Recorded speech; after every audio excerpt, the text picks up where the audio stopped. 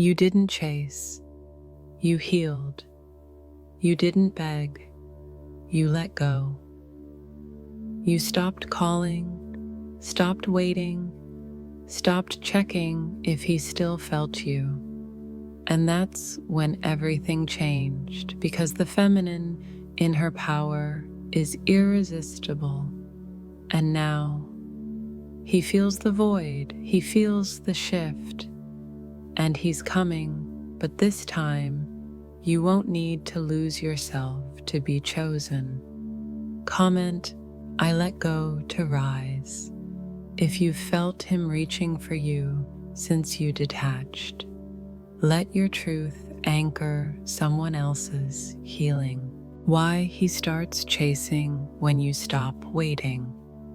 The moment you finally let go, not out of frustration, but out of knowing, something shifts. It's subtle at first, like the pull of the moon on water, but you feel it. You feel the release. You've stopped chasing.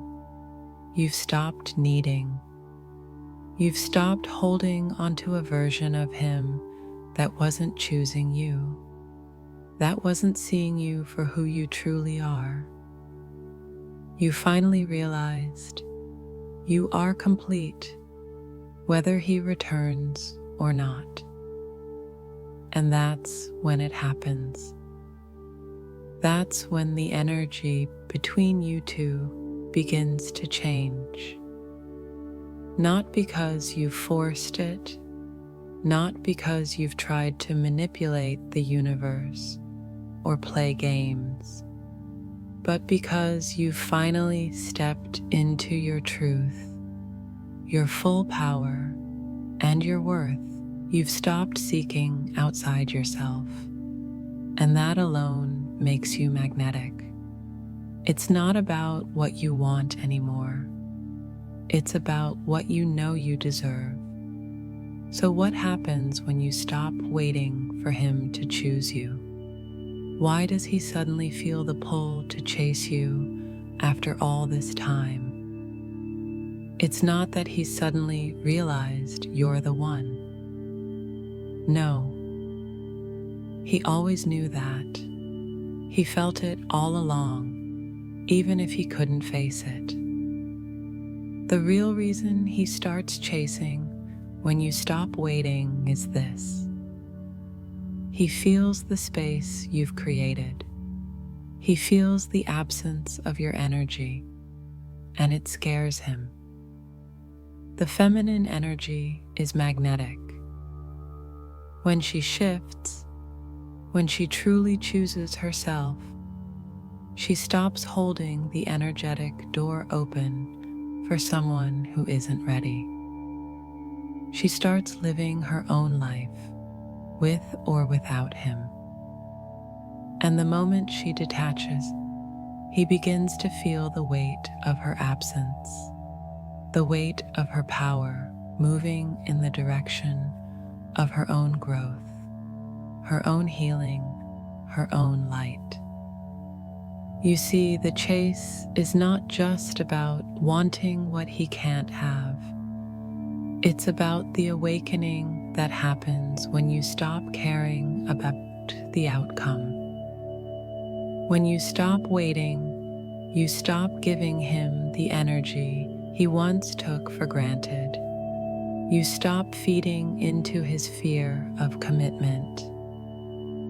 And you stop letting him make you feel incomplete. And that's when he feels the truth of his own emptiness, the truth of what he almost lost. But here's where it gets interesting. You're no longer the same person he once ran from. You've evolved. You've transformed. You've stepped into your own power. And now he has to meet you there. The chase is not just a physical pursuit. It's an energetic pull.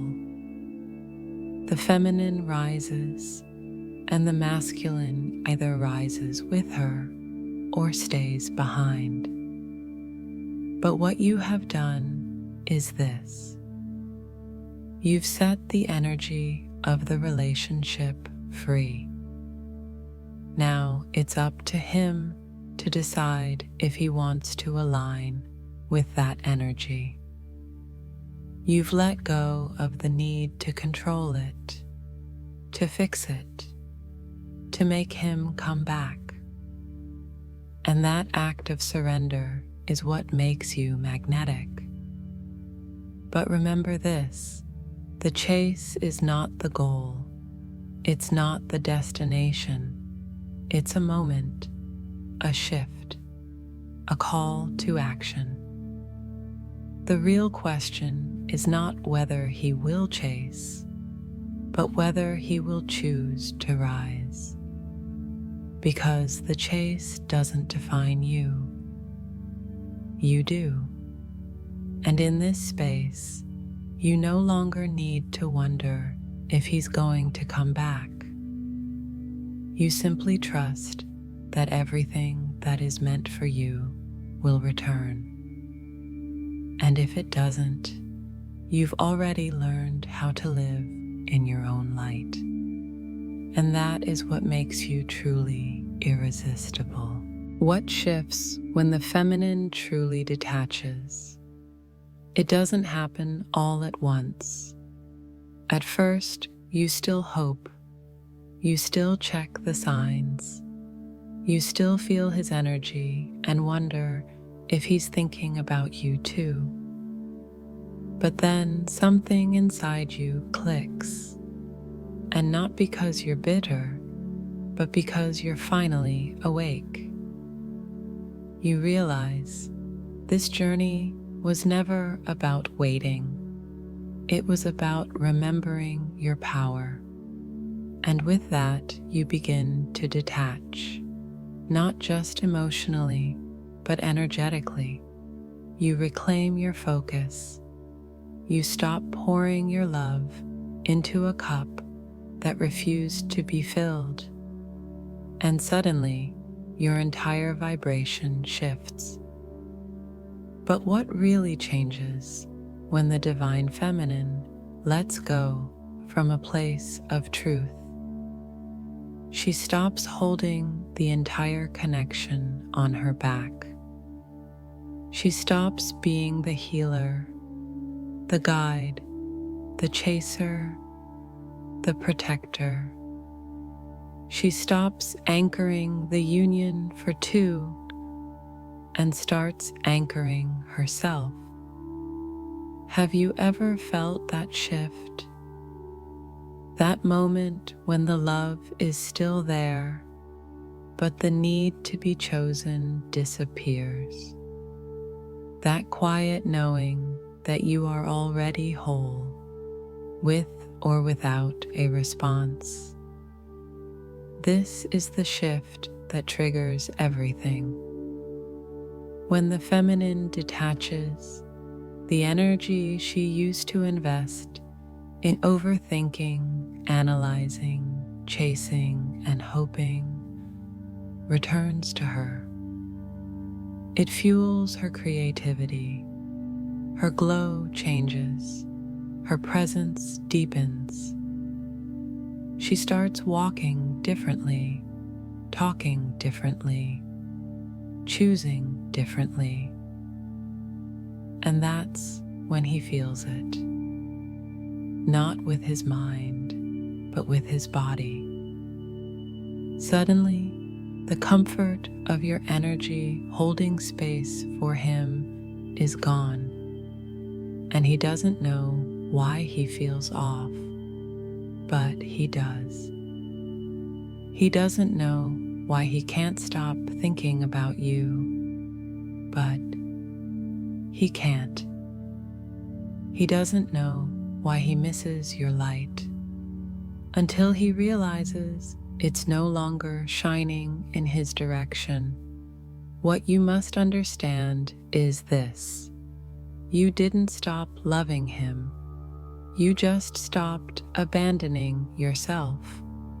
And that is what changes the dynamic completely. Have you noticed how people suddenly return when you finally healed the part of you that was still waiting for them? That's not a coincidence, it's resonance. Because energy doesn't lie, and your energy is no longer rooted in longing. It's rooted in sovereignty. This is the power of detachment. It's not cold, it's not avoidant, it's sacred. It's you saying, I love you, but I won't shrink to be chosen. And in that moment, the dynamic flips. He starts to feel the space that your energy once occupied, and that space doesn't feel like freedom anymore. It feels like loss. This is why your detachment is not rejection. It's a spiritual boundary. It tells the universe, I'm no longer available for half-hearted love. I'm no longer willing to wait for someone who hasn't decided. I am my own anchor now. And that's when the chase begins, because he no longer feels your energy holding him. And for the first time, he realizes he has to rise to meet you, or lose you to the version of yourself that no longer waits. He might not say it. He might not text. He might not show up at your door with an apology or a grand explanation.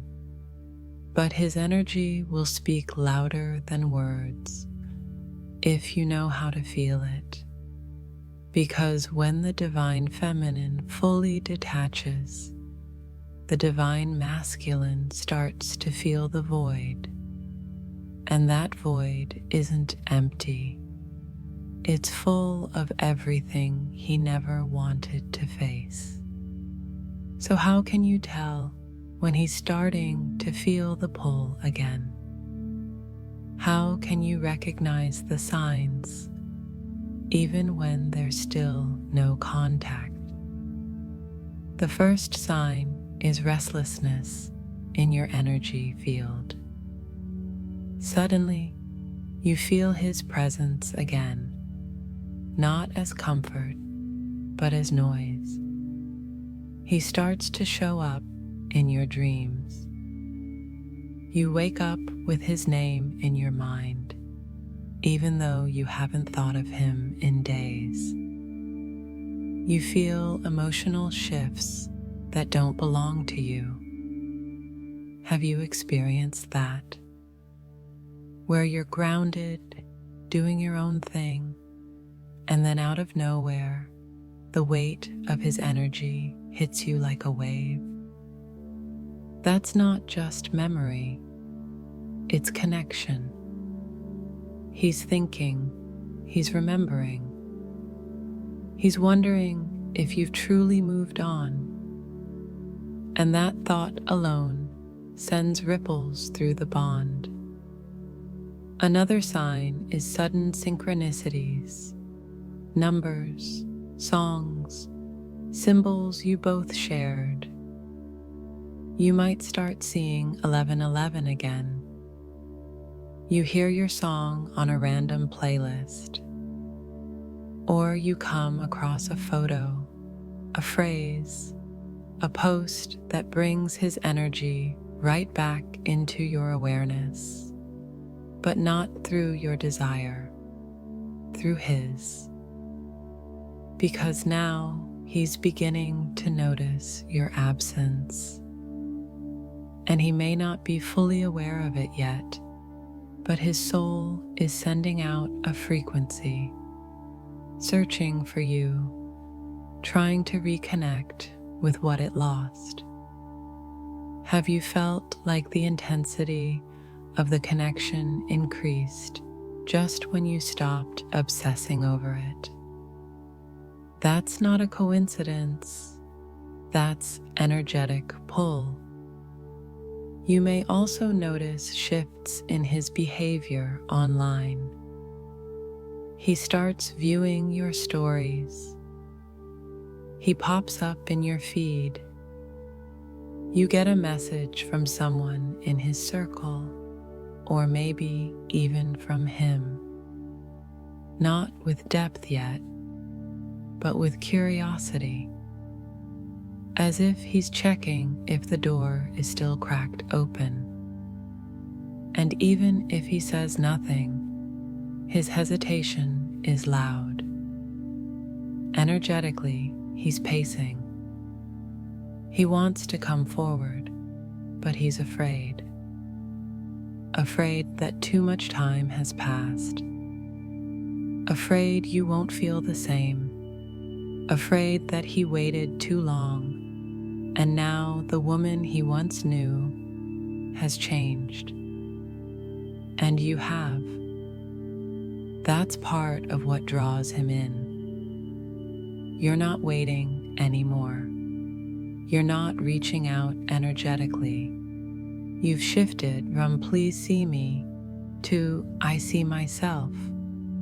And that new frequency makes him feel the space between you more than ever. He starts to replay your conversations. He remembers your laugh, the way you looked at him without judgment, the way you knew him before he knew himself. And whether he admits it or not, he misses that. Not because he wants comfort, but because he's starting to realize you were never the one chasing. You were the one holding the door. And now it's closed. So if you're feeling a wave of emotion, a sudden pull, a strange sense that he's closer than before, trust it. It doesn't always show up in words or action. Sometimes it shows up in energy. And when it does, know this: you don't need to open the door. He has to knock. He has to show up. He has to meet you in your light, because that's where you are now. What to do when he comes back? He left in silence. He pulled away when you were open. He avoided you when you offered truth. But now, he's coming back. Maybe it starts with a simple message. Maybe he likes a post, watches your stories, or replies to something insignificant just to test the waters. Or maybe he shows up more boldly with words that sound sincere, even if still hesitant. And your heart races, because part of you waited for this. Part of you wanted to hear his voice again, feel that connection, know he still cares. But now, you're different. You're not the version of yourself who would accept breadcrumbs. You're not the woman who would shrink just to keep the connection alive. So when he comes back, and he will, what do? First, pause. Don't rush to respond, not out of punishment, but out of presence. Take a breath. Ask yourself, what part of me wants to reply? Is it the healed me, or the part still seeking closure? Have you ever been tempted to answer just to feel close again, even when you knew he hadn't really changed? Have you ignored your intuition for the hope of reunion? That's the test. Because when he returns, he's not just returning to your life. He's returning to your field. And your field has changed. You no longer vibrate from fear of loss. You vibrate from self-worth. You don't need validation anymore. You've already become the love you were waiting to receive. So when he reappears, don't give him back the version of you that begged for presence. Give him the version that became her own source. Observe his words. Feel his energy. Is he anchoring truth or repeating patterns? Is he apologizing because he's awake or because he's lonely? Because here's what most forget. The moment he feels your detachment, he may not be chasing union. He may be chasing comfort. And your light is comforting. Your presence is sacred. But it's not free anymore. Have you ever said yes too quickly, only to find yourself back in the same cycle? Have you given access to your heart before confirming the vibration of his soul? Now, you're being asked to do it differently. You can still love him, you can still care. But you must remember, your healing didn't happen just to repeat the lesson. It happened so you could respond from alignment, not emotion. Let your boundaries speak louder than your wounds. Let your silence be sacred, not manipulative. Let your intuition lead, not your longing. When he comes back, let him meet the version of you that chose herself, the version that glows from within, the version that won't abandon her peace just to keep someone company. And if he's real, if he's ready, he'll feel it. He'll rise to meet you, not out of fear, but out of recognition. Because this time, he's not being called into a relationship. He's being called into transformation. And so are you. How to protect your new frequency. You've come too far to go back. You cried the tears. You faced the silence. You walked through the fire of letting go. And something powerful happened. You changed. You don't vibrate like you used to. You're clearer, stronger, more anchored in who you are. But with that evolution comes a responsibility to protect the frequency you fought so hard to find. So what does that look like when he returns? When the connection is still alive, but you're no longer the same. First, understand this. Your energy is sacred now. And anything that tries to pull you back into confusion, into self-abandonment, into emotional chaos, is not love. It's memory. It's karma. It's a test. Have you ever felt that ache in your chest the moment you said yes to someone who hadn't earned it? Have you ever given your peace away just to feel temporary closeness again? This is where everything shifts. Because now, you're not just deciding whether to let him back in. You're deciding whether to let your old self return with him. And that answer must be no. You don't need to be cold. You don't need to be guarded. But you do need to be sovereign. Protecting your frequency means saying no to anything that feels like emotional negotiation. It means not rushing to explain your growth. It means not shrinking to make him feel more comfortable. You don't have to dim your light to make space for his return.